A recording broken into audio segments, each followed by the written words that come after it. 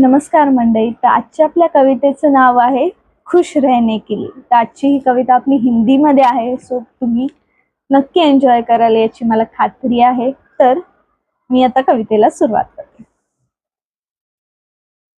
किसी से कोई लगाव ना रखे, ना किसी से रखे कोई उम्मीद, ना अपना कोई ना पराया समझे, ना रखे किसी के साथ की जिद. किसी को नहीं एहसास क्या हुआ, तुम हो मुरझा हुआ फूल और वो तापमान. समय समय पर होगा उसी का परिणाम, कभी तू मुरझाए तो कभी खिल जाए. किसी से भी करना बात सोच समझकर, क्योंकि अपनी ही बात का अफसोस ना हो.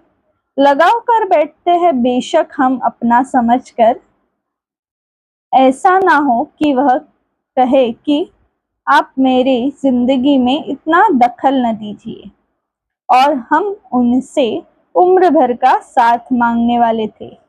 तर कशी वाटली ही कविता? या कवितेचं नाव होतं खुश रहने के लिए. तर आपण हॅपी होण्यासाठी, आनंदी राहण्यासाठी काय काय गोष्टी करतो आणि त्या इतरांशी कशा शेअर करतो ह्याही महत्वाच्या असतात. आपल्या बोलण्यातून दुसऱ्यांना हर्ट होऊ नये किंवा दुसऱ्याच्या बोलण्यातून आपल्याला हर्ट झालं तर आपण काय करावं, ह्या सगळ्या गोष्टी असतात. तर तुम्ही जेव्हा खुश असता तेव्हा तुम्ही काय करता? मी जेव्हा खुश असते ना तेव्हा मी गाणी ऐकते, तेव्हा मी डान्स करते किंवा तेव्हा मी कविता करते.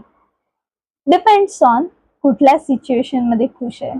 कधी आई बाबांनी काही आवडीचं केलेलं असतं, कधी भावांनी काही मेसेज केलेला असतो, कधी दीदी सोबत छान बोलणं झालेलं असतं, कधी होणाऱ्या अहोंशी काहीतरी हितगुज झालेलं असतं.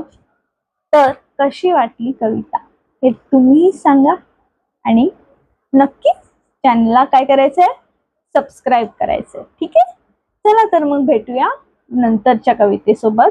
आणि तोपर्यंत स्वतःची काळजी घ्यायला विसरायचं नाही बरं. थँक्यू.